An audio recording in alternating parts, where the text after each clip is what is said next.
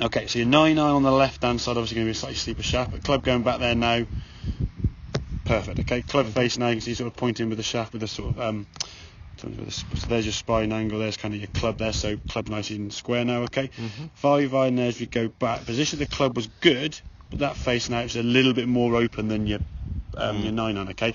2 or 3 degrees, but that's enough to give you a little bit of a drift fade, okay? But if you look at the actual positions there, if we sort of plot that there and then plot that there and see where your club's coming back down to as you sort of get to the top of the backswing, coming back down pretty much back into that circle where you'd have come back down because it's a frame too far too soon, so you'd have missed it slightly, okay?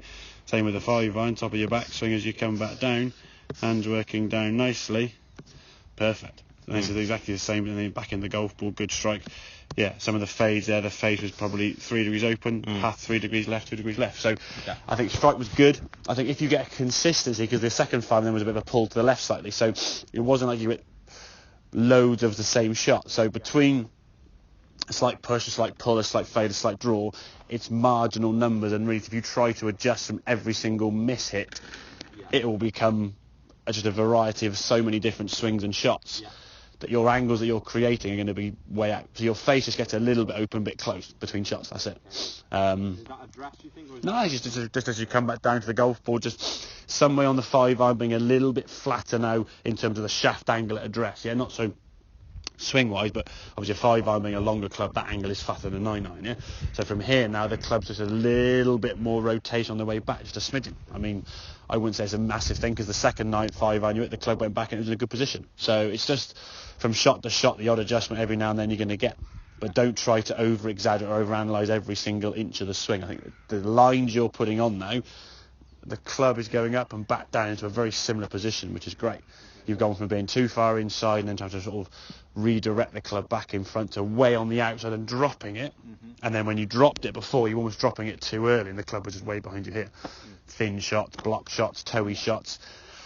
And then because I think you felt the club maybe getting a bit stuck on behind you, trying to get some room there with your lower half and stuff, you've worked on now with the hips trying to get out of the way, which they do anyway. If you do it even more so, you're like, ugh, and you were coming in with sort of very stretchy sort of stuck position. There's a sort of toey one that you said you were getting.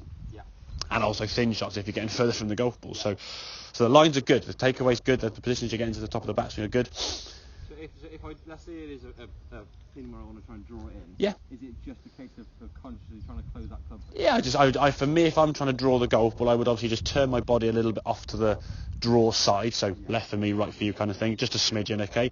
I would certainly feel nice and loose in the grip, and just feel almost the club face going to win the race back to the golf ball, okay? So you don't want to be sort of trying to sort of roll the hand, just feel the club face, almost like a whip of that club face. You've got to be nice and loose to allow that club to square up. But yeah, just have a few swings, just sort of feel and visualise draw sort of shape. Same angles and lines, and the clubs are going to win the race. Yeah, it's just a little bit of a draw in there. What I would generally do is I tend to draw into back right and fade into back left pins for me, so I'm always starting it away from the treble and it's coming into the flag, and if I underdo it a little bit or whatever, it's not going to be too much. And then if you want to try and fade the ball, you're sort of aiming everything sort of between that flag and the trunk you can see in the far distance there, and just feel, the hands are going to hold on to it a little bit more, and club face is going to be a smidgen open. But in terms of the angles and the lines you're creating, very good. They're going back on a good line. The up and down angle, if you actually look at the position where you're going back on a very similar line to what you're going back and forth to, and that for consistency is going to be great. Okay,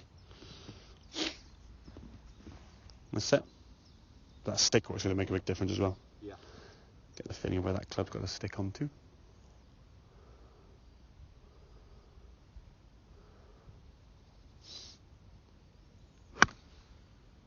So you got the fade, but just sort of got a bit ahead of it, and that's where it's slightly stick. Oh, you're trying to draw it? Okay, I thought you were fading. You're aiming left on that, you see. Okay.